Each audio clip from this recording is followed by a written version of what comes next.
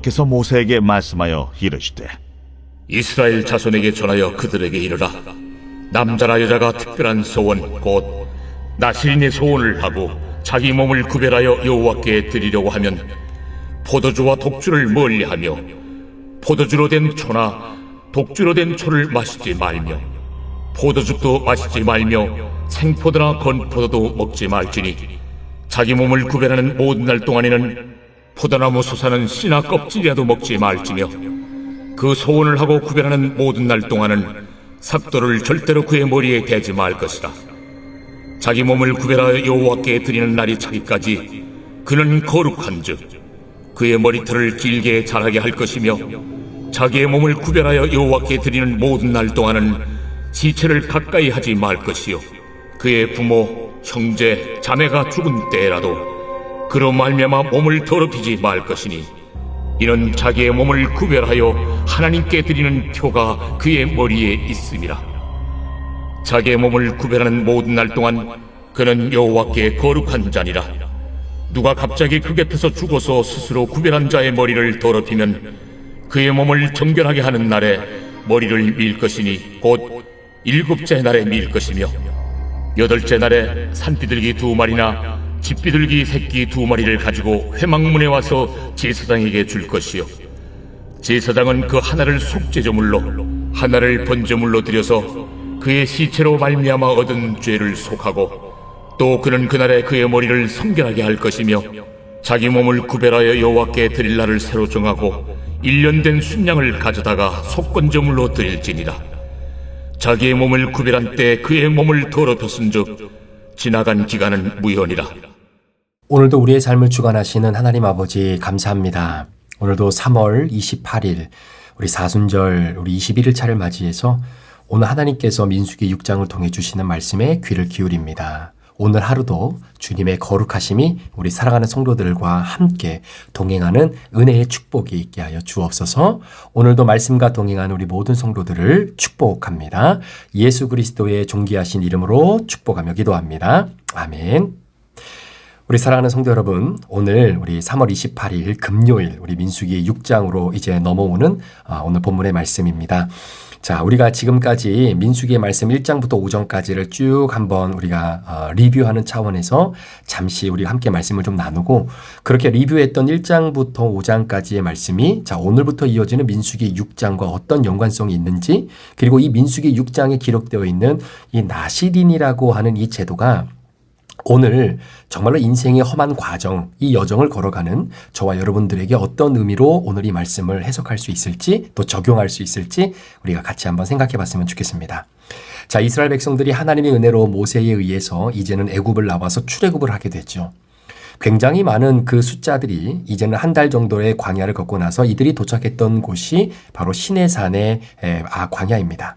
그 시내산에 도착해서 이스라엘 백성들이 약 1년 동안 머물게 되어지는데 그 1년 동안에 진행되었던 일들이 성막을 짓고 또 하나님으로부터 바로 율법인 십계명을 받아서 이제는 율법의 백성, 하나님과 관계되어진 그런 율법 백성으로서 하나님의 정체성을 품고 살아가는 민족으로 하나님이 만들어가는 것을 보게 됩니다. 자, 그 내용이 출애굽기부터 레위기를 거쳐서 민수기 10장까지의 내용입니다. 그러니까 출애굽한 그 시간부터 민수기 10장까지의 그 내용이 바로 시내산에서 1년 동안 머물러 있는 동안에 기록되어졌던 바로 내용이에요. 자, 그리고 나서 민수기 11장부터 그리고 민수기 36장까지 바로 39년 동안 이스라엘 백성들이 광야의 여정을 걸어가면서 일어났던 모든 일들을 우리들에게 소개하고 있는 내용이 바로 민수기 11장부터 36장까지의 내용입니다. 자, 그래서 여러분 성경을 가만히 보면요. 민수기 10장 13절부터 딱 보면 어떤 말씀이 나오냐면 이제는 이스라엘 백성들이 하나님께서 허락하신 말씀에 따라서 명령에 따라 행진하기를 시작하더니 이런 표현이 나와요. 자, 그러니까 이스라엘 백성들이 광야로 행진하기 전에 이스라엘 백성들이 무엇을 해야 되냐면 우리가 하나님의 부르심을 받은 백성으로서 앞으로 어디로 가야 되는지, 어떻게 가야 되는지, 그리고 그 하나님 앞에 서 있는 나는 누구인지 이 모든 부분에 대한 가르침이 정확하게 선행되어지고 난 이후에 그 가르침, 그 명령에 따라서 이제는 이스라엘 백성들이 행진을 하게 되는 것입니다. 자, 그런 의미에서 오늘 민수기 6장에 기록되어 있는 내용은 하나님께서 이스라엘 백성들에게 가르쳐 주셨던 그 모든 내용들을 백성들이 다시 한번 이제 기억하는 바로 그런 맥락인데요. 자, 1장부터 4장까지의 내용을 다시 한번 잠시 우리가 리뷰를 해본다면 이스라엘 백성들을 하나님께서 각 지파별로 이제는 구분을 하게 됩니다. 그리고 진을 구성하게 되죠. 그리고 각 지파별로 맡은 역할 그리고 어떠한 사명을 감당해야 될지를 질서 있게 차곡차곡 어떤 식으로 행진을 해야 될지 그 행진에 있어서의 구조와 질서 역시 하나님이 다 가르쳐 주게 되는 것이죠. 자, 그리고 나서 이제 5장으로 넘어오면 자, 그렇게 이스라엘 백성들을 하나의 조직을 구성하고 진을 형성해서 회막을 중심으로 이제는 하나님의 예배하는 백성의 정체성을 가지고 출발하게 되는 이 모든 부분이 끝났어요. 자, 그 다음에 나오는 내용이 뭐냐면 자, 그러면 너희들이 이제는 광야 여정 속에서 어떻게 그 거룩을 유지하며 살아갈 수 있겠는가? 사실 이 문제를 거론하고 있는 것이 5장부터의 내용이거든요. 자, 그런데 여러분 한번 생각해 보십시오. 이스라엘 백성들이 오합지졸로 살아갔던 것이 아니라 질서를 갖추면서 하나님이 나누어 놓으신 경계의 질서를 지키며 살아갔던 민족입니다. 자, 그러니까 이런 거예요. 모이지 않았으면 일어나지 않을 문제들이 있어요. 자, 그런데 문제는 이들이 하나님의 정체성을 갖고 이제는 예배하는 백성으로서 진을 구성하고 하나의 공동체로 사람들이 모이기 시작하니까 모이지 않았을 때 발생하지 않았던 문제들이 모임으로 인해서 발생되어지는 문제가 생기게 되더라는 거죠. 자, 그러니까 공동체가 아니었으면 굳이 생기지 않았던 일이 공동체로 모이니까 그 모임 때문에 모였기 때문에 생기는 문제들이 발생하게 된다는 겁니다. 자, 그러니까 혼자 있고 혼자 광야를 걸어가는 것이 힘들죠. 외롭죠. 그래서 그 고통을 피하기 위해서 공동체 안으로 들어왔는데 공동체 안에 들어오니까 어떻게 되는 겁니까? 나름대로 공동체를 형성했기 때문에 생기는 문제들이 있다는 거죠. 따라서 100% 죄인들의 모임이기 때문에 여러분 그 모임 제대로 관리하지 않으면 그 모임의 목적을 정확하게 이행할 수 없다는 겁니다. 자, 4장까지는 진을 구성하는 것이 끝났어요. 그래서 이제는 모인 사람들이 모여서 함께 하나님의 역사를 드러내기 위해 한 걸음 한 걸음 공동체로 걸어가는데 광야 교회로서 걸어가는데 문제는 모인 사람들로 인해서 죄가 형성이 된다는 거죠. 자, 그렇다면 그러한 괴로움을 해결하는 방법, 그 공동체로 모였기 때문에 그 공동체에서 생기는 그 죄의 현상들을 해결하는 방법이 뭐겠는가라는 거죠. 자, 그러니까 여러분 5장의 말씀이 바로 그런 맥락입니다. 자, 4장까지 진을 구성하고 다 모였어요. 공동체로 모였어요. 자, 근데 5장에 딱 오니까 이제는 하나님께서 말씀하시는 거예요. 자, 너희들 어떻게 할래? 이전까지는 공동체로 살지 않다가 각자 각계 전투로 가정별로 그렇게 살다가 이제는 공동체로 모였는데 어떡할래? 공동체로 모이니까 공동체로 모이지 않았을 때 생각하지 못했던 죄가 이제는 발견되어지고 이제는 드러나게 되는데 너희들 이거 어떻게 해결할래? 자, 그게 무엇입니까? 불륜 사건이에요. 그게 민수기 5장에 나와 있는 바로 불륜 사건입니다. 자, 이제는 모르는 남녀들이 함께 모여서 한 공동체를 만들어요. 자, 그런데 함께 몰랐던 남녀가 같은 공동체 안에 있다 보니까 예상하지 못했던 문제들이 발생하는 죄가 드러나는 거죠. 그게 바로 불륜 사건이라는 거예요. 여러분, 교회 안에도 많습니다. 겉으로 볼 때는 정말로 믿음이 특출나고 정말 하나님을 사랑하는 사람인 것처럼 보이지만 100% 죄를 갖고 있는 인간들은요. 모르는 남자 여자가 함께 모여서 하나의 공동체를 만들어 가면서 나도 모르게 갖지 말아야 할 감정들이 우리가 제대로 관리하지 않고 신경 쓰지 않으면 우리 안에 조금씩 이 사탄이 그 마음을 밀어 넣어주는 그런 불륜의 사건들이 여러분 교회 안에 얼마나 많은지 모릅니다. 자, 그러니까 여러분 성경이 굉장히 현실적이고 객관적인 책인 거죠.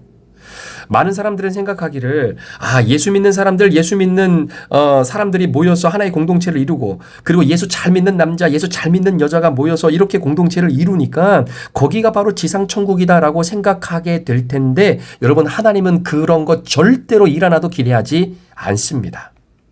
믿는 남자, 믿는 여자가 만났기 때문에 아무런 문제가 일어나지 않을 것이다라고 하는 것 우리 하나님 절대로 기대하는 게 아니고 기대하지 않고요.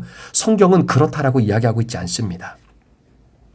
자, 그렇게 하나님께서 4장까지 모든 공동체의 구성과 구조를 다 맞추고 그 다음에 공동체가 형성됐기 때문에 너희들에게 나타날 수 있는 이 불륜의 사건, 의심의 사건, 가정이 풍비박살나고 의심으로 인해서 신뢰가 깨어지는 이런 사건들 과연 너희들 어떻게 이거 해결할래? 이 문제를 우리에게 5장에 던져준 거죠. 자, 그래서 기억의 소재를 우리가 함께 하나님께 드림으로 인해서 그 문제를 해결하는 방법을 하나님이 말씀해 주신 거예요. 자, 그렇게 같은 맥락에서 우리가 6장의 말씀을 보면 이제 나시린이라고 하는 사람이 등장을 하게 됩니다. 자, 그렇다면 자, 이 나시린이 누구냐라는 거예요. 그리고 우리가 걸어가는 이 광야의 여정, 그리고 이스라엘 백성들이 앞으로 39년 동안 걸어가야 되는 바로 그 광야의 여정 가운데에 이 나시린이라고 하는 사람의 등장이 그들에게 어떤 의미를 가져다 주느냐, 이걸 한번 우리가 생각해보고 그대로 우리의 광야와 같은 인생, 우리의 삶에도 한번 적용해 보자라는 것이죠. 자, 여러분, 나시린은 성경에 보면 두 가지 형태의 나시린으로 등장하게 되는데 첫 번째는 바로 우리가 잘 아는 레위인들입니다. 그런데 여러분, 레위인들이 나시린으로서 구별되어져서 하나님 앞에 쓰임받는 인생으로 살게 된 것은 자기 선택이 아니잖아요. 그러니까 자기가 자발적으로 결정한 것이 아니라 이건 하나님께서 성전을 섬기도록 이들을 하나님이 따로 부르신 겁니다. 그러니까 자기 선택이 아니라 이건 태어나면서부터 사실은 나시린과 같은 역할을 감당하는 사람으로 아예 분리가 되어진 인생을 살아가는 사람들이에요. 자, 이런 레위인들이 있고요. 자, 두 번째는 말 그대로 나시린인데 이 나시린은요. 자발적으로 내가 하나님께 헌신하겠다라고 결정해서 나시린이 된 경우가 있다라는 겁니다. 그래서 어떤 사람들은 부모가 태어나는 이 자녀를 나시린으로 드리겠다라고 헌신하고 바쳤기 때문에 나시린으로 살아가는 사람이 있고, 어떤 사람은 본인이 살아가는 날 동안 어떤 특별한 일이 있어서 내가 어떤 특정한 기간을 하나님 앞에 온전히 헌신하는 나시린으로 내가 살아가겠다라고 하고 그 특정의 기간을 하나님 앞에 드리는 차원에서의 나시린이 있다라는 이야기입니다. 자, 그렇게 나시린으로 드려진 사람들은요. 자, 오늘 본문 3절과 4절, 5절에 나와 있는 것처럼 특별히 하나님께서 금지하는 것들이 있어요. 뭐 포도주와 독주도 멀리해야 되고요. 그리고 포도주로 된 초나 독주로 된 초 같은 거는 마실 수도 없고, 또 건포도나 아니면 생포도 이런 거 만질 수도 없고, 또 심지어는요. 그 건포도나 포도나무에서 나오는 씨나 껍질도 먹을 수도 없고요. 머리에 삭도도 될 수 없을 뿐만 아니라 자신의 이 몸을 잘 구별해야 되고, 또 나시린으로 들여진 사람은 심지어 부모가 상을 당했을지라도 그 부모인 시체를 만질 수 없도록 아예 딱 구별이 되어져 있다는 겁니다. 자, 그렇게 구별되어져서 어느 특정 기간 동안 내가 나시린으로 살아가는데, 문제는 자료에 보니까 이런 이야기가 있더라고요. 어떤 사람이 내가 7년 동안 하나님 앞에 나시린으로 살겠다라고 헌신을 하고 살아가는데 거의 7년이 다 찰 무렵쯤에 부모님이 돌아가신 거예요. 그래서 부모님이 돌아가셔서 어쩔 수 없이 그 부모님의 시신을 만졌다라고 하는 것으로 인해서 어떻게 되냐면 나시린이 해서는 안 될 일을 행하게 된 거죠. 자, 그러면 어떻게 되냐면 지금까지 내가 나시린으로 살아왔던 그 모든 기간은 시체를 만지는 그 순간 그 날을 기점으로 모든 것이 싹 다 사라집니다. 다시 시작해야 돼요. 그러니까 원래 서원은 7년 했는데 7년 거의 끝날 때쯤 바로 이런 이 나시린이 해서는 안 될 일을 함으로 말미암아 다시 나시린으로 헌신했던 7년이 또 다시 늘어나. 그래서 뭐 7년, 14년, 뭐 20년 이렇게 그 기간이 늘어난 사례도 있다라고 이야기합니다. 자, 우리는 보통 이 나시린이라고 하는 사람을 봤을 때 사람들은 어떻게 나시린을 평가하냐면요. 아, 이 사람들은 지극히 하나님을 사랑하고 나와는 뭔가 좀 차원이 다른 사람이다. 이렇게 생각을 했다라는 건데요. 그런데 여러분, 성경을 읽을 때 지난주에도 말씀을 드렸지만 여러분, 사람을 굉장히 훌륭하고 중요한 존재의 자리로 해석하는 것은 여러분, 그건 올바른 성경 해석 방법이 아니다라고 말씀을 드렸습니다. 그런 관점이 아닌 것이죠.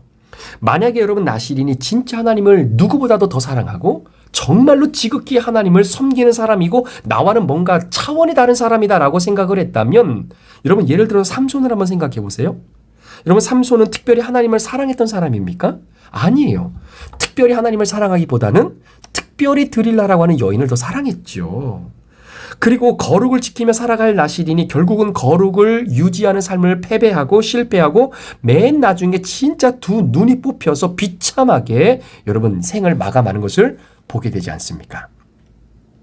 자, 그런데 여기서 우리가 한 가지 생각해야 할 것은 그렇다면 왜 이렇게 이 사람들을 구별해서 나실인으로 드렸는가라고 하는 것을 한번 우리가 생각해 보자는 거죠.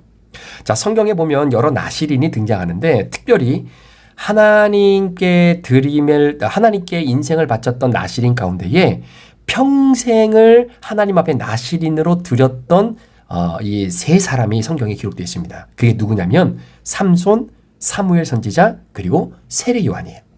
이 세 사람은 그 부모가 이 각각의 사람을 하나님 앞에 평생 나실인으로 드렸던 바로 그러한 장본인들입니다. 자, 그렇다면 이 삼손과 사무엘, 세례 요한, 이 나실인으로 드림을 받아서 생을 살았던 사람들의 공통점이 있더라는 거예요. 자, 어떤 공통점이 있냐면 첫 번째 공통점은 장자라는 겁니다. 삼손도 사무엘도 세례 요한도 장자라는 거예요. 그런데 여러분 잘 생각해 보세요. 그때 당시만 하더라도 이스라엘 백성들에게 있어서 장자는요, 가계의 가문과 모든 재산을 다 이어서 그 가계를 이어나가야 할 책임을 갖고 있는 사람이 장자입니다. 자, 뿐만 아니라 부모는요, 장자를 꼭 낳아야 되고 장자를 아들로 두어야 되는 이유가 뭐냐면 이 장자가 결국 부모가 이제는 육체적으로 일을 할 수 없게 되어졌을 때에 장자가 결국 그 부모를 테이크케어를 해야 되고 그 장자가 노후의 모든 부모의 보장을 다 해줘야 되는 책임이 장자에게 있는 거예요. 그래서 여러분 나중에 부모가 죽고 나면 그 유산이 장자에게 2배가 더 얹혀지고 장자가 그 모든 권한을 갖는 이유가 바로 거기에 있는 겁니다. 그러니까 부모들이 아들을 꼭 낳아서 장자를 만들어야 되는 거예요. 그게 자신의 노후의 보상이 될 수 있기 때문입니다. 자, 그런 차원에서 여러분 부모들이 나실인으로 자녀들을 드릴 때 여러분 같으면 장자를 나실인으로 드리겠어요? 아니면 뭐 둘째나 셋째를 나실인으로 드리면 드렸지 자신들의 삶의 노후를 보장해 줄 수 있는 바로 그 장자를 이 나실인으로 드린다는 것은 사실 이해가 되지 않는 부분이다라는 겁니다. 자, 그런데 왜 이 사람들의 부모들이 이 삼손, 사무엘, 세례 요한 이 사람들을 장자인데 이들을 나실인으로 드렸던 이유가 뭐였겠는가라는 거죠. 자, 두 번째로 이 삼손과 사무엘과 세례 요한 이 세 사람을 나실인으로 드렸던 바로 그 부모들의 또 하나의 공통된 특징이 있습니다. 그게 뭐냐면 불임이었다라는 거예요. 그러니까 아이를 갖지 못했던 사람들이었다라는 겁니다. 자, 예를 들어서 여러분 한나를 한번 보십시오. 사무엘상 1장에 보면 한나와 분인나가 나오잖아요. 그런데 이 한나도 간절하게 하나님 앞에 아들을 구하며 기도했던 여인입니다. 심지어는 그 남편이 생각했을 때 이게 낮부터 술을 먹고 이렇게 술주정을 하고 있구나라고 할 정도로 가슴에 이 응어리를 가지고 하나님 앞에 간절하게 탄식하며 기도했던 기도가 뭐냐면 나에게도 아들을 달라라는 거예요. 자, 그런데 하나님의 구원의 역사와 구속사의 관점에서 보면 한나는요 반드시 사무엘이라고 하는 하나님이 선택한 이 택자를 반드시 낳아야 돼요. 반드시 낳아야 됩니다. 그런데 택자로 부름받은 한나가 그렇게 기도하고 울부짖는데도 그렇게 기도하는데도 아들이 태어나지 않는다는 거죠. 오히려 분인나와의 사랑 전쟁을 통해서 어떻게 하면은 내가 이 분인나의 이 억압과 그리고 자기 자신을 아들을 낳지 못하고 애를 낳지 못한다라고 하는 이유 때문에 그렇게 핍박하고 나를 무시하는 이 모든 행위를 내가 어떻게 갚아내야 될 것인가 이거를 가지고 가만히 생각해 보니까 본인이 아들을 낳는 것밖에 없는 거잖아요. 그러니까 여러분 이게 문제였던 거예요.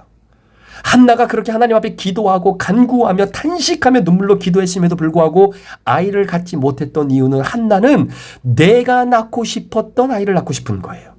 그 내가 낳고 싶었던 아이의 목적이 뭡니까? 내 안에 분인나 때문에 갖고 있는 열등감, 그 트라우마, 내 안에 갖고 있었던 그 여러 가지 그 쓴뿌리, 이 모든 것들을 완전히 해결하고 해소해 줄 수 있는 그 아들이 필요했던 거예요.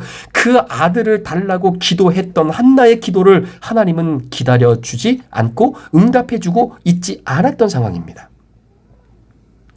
여러분 잘 들으셔야 돼요. 여러분에게 태어난 생명은 누누이 말씀드리지만 내 것이 아닙니다. 하나님의 것입니다. 여러분들의 가정에 태어난 그 자녀들의 생명은 여러분 다른 이유로 인하여 여러분의 가정의 자녀로 준 것이 아니라 여러분 구원받기 위해서 그 자녀는 태어난 거예요. 자기 사명 때문에 우리 가정을 통해서 태어난 것뿐입니다. 그러니까 우리 부모들이 내 욕심을 이루는 도구로 그 자녀들을 바라봐서는 절대로 안 된다라는 거죠. 그러니까 한나의 고민이 생긴 거예요. 내가 이렇게 기도하고 내게 자녀를 달라고 하고 이 열등감을 해결해 줄 수 있는 그 아들을 좀 달라고 기도하는데 응답이 안 돼요. 한나가 고민하는 겁니다. 아, 내 기도가 뭐가 잘못됐나? 하나님이 원하시는 기도 제목이 아닌가? 그런데 여러분, 이걸 깨닫고 한나는 자신의 기도의 제목이 달라지니까 그 순간 하나님께서 영적인 후사를 탄생할 수 있도록 그 태의 문을 열어놓게 되는 것입니다. 자, 여기서 우리가 한 가지 깨달아야 될 것이 뭐냐면, 여러분, 우리 인간 안에는 에너지가 있어요. 저도 에너지가 있고 여러분도 에너지가 있습니다. 모든 사람이 에너지를 가지고 있어요. 그런데 문제는 그 인간 안에 내재되어져 있는 에너지는 제한적이다라는 거예요. 무궁무진하게 연속적으로 unlimited로 사용되어질 수 있는 것이 아니라 제한적이다라는 겁니다. 그렇기 때문에 우리 안에 내재되어져 있는 이 에너지를 어디에 어떻게 쓰느냐, 이게 중요하다라는 거예요. 그래서 예수님께서 마태복음 6장에도 말씀하셨던 것처럼 하나님을 섬기든지 재물을 섬기든지 둘 중에 하나를 섬길 수밖에 없는 거지, 너희들이 갖고 있는 그 에너지로 하나님도 섬기고 재물도 함께 겸하여 섬길 수 없다라는 겁니다. 그래서 야고보 사도가 말했던 것처럼 지혜로운 것은 두 마음을 품는 것이 아니다라는 거예요. 우리는 두 마음을 품고 살아갈 만큼의 에너지가 없는 사람입니다. 이 말은 무슨 말이냐면요, 내가 육신적인 일에 에너지를 쏟잖아요. 죄송합니다. 영적인 일에는 열매가 맺힐 수가 없다라는 거예요. 절대로 없다라는 이야기입니다. 따라서 우리가 살아가면서 오늘 이 나시린의 사건을 우리가 잘 생각해 보면, 왜 이 나시린은 어떤 특정 기간 동안 하나님 앞에 자신의 삶을 드리겠다라고 했던 이유가 뭘까? 여러분 보세요. 나시린이라고 하는 이 히브리 단어가 어떤 의미로 쓰이냐면, 자, 창세기 49장 29절에 말씀해 보면 요셉이 자신들의 아들에게 쭉 이렇게 야곱이 자신들의 아들을 딱 축복하는 그런 내용입니다. 그때 요셉과 그 형제들에게 야곱이 뭐라고 축복을 하냐면, 요셉은 형제 중에서 구별되어 태어난 자다라는 거예요. 자, 나시린이라고 하는 이 히브리 단어가 갖고 있는 뜻이 뭐냐면 구별된다라는 겁니다. 그러니까 너는 따로 구별되어지고 분리되어졌다라고 하는 의미를 갖고 있는 거예요. 그러니까 모든 사람이 어느 한 방향을 향해서 에너지를 쏟을 때에 너는 따로 구별돼서 따로 에너지를 쏟아야 될 부분이 있다라는 거예요. 그 에너지를 쏟기 위해 따로 구별해 놓았다. 이게 요셉은 형제 중에서 구별되어 태어난 자, 이 개념입니다. 이게 나시린의 개념이에요. 자, 또 한 가지는 레위기 25장 5절에 보면 안식년에 대한 이야기인데, 이것이 땅에 대한 안식년도 있어요. 그러니까 땅도 여러분 6년 동안 땅을 돌려서 이제 열매를 맺고 이제 농사를 짓잖아요. 그리고 7년째가 되면 그 땅은 그냥 그대로 내버려 두는 겁니다. 그 땅도 쉬어야 돼요. 그래야 그 다음 해에 그 땅을 통해서 또 결실을 얻을 수 있다라는 거죠. 그러니까 절대로 땅에 손을 대서는 안 되는 거예요. 따라서 레위기 25장 5절에 나와 있는 이 개념, 그러니까 땅을 손대지 않고 가꾸지 않고 있는 그대로 내버려 두는 것, 이게 바로 나시린의 개념인 겁니다. 자, 그러니까 내가 무엇인가를 만들고 싶고 무엇인가를 해보고 싶고 어떤 열매를 맺고 싶지만 그 땅을 그냥 그대로 내버려 둬야 돼요. 거기다가 에너지를 쏟으면 안 된다라는 겁니다. 자, 이 말이 무슨 말입니까? 자, 요셉 중에서 구별되어 태어난 자, 너는 다른 형제들이 아닌 특별히 이 일을 감당하기 위해서, 여기에 에너지를 쏟기 위해서 구별된 거야. 그리고 너는, 이 땅은 절대로 손대서는 안 되고 있는 그대로, 자연 그대로 1년 동안 그대로 내버려 둬야 돼. 여기에다 에너지를 쏟으면 안 돼. 딴 곳에 에너지를 쏟아야 된다라고 하면서 그 땅을 쉬게 만들어 놓는 거예요. 자, 이게 무슨 의미냐?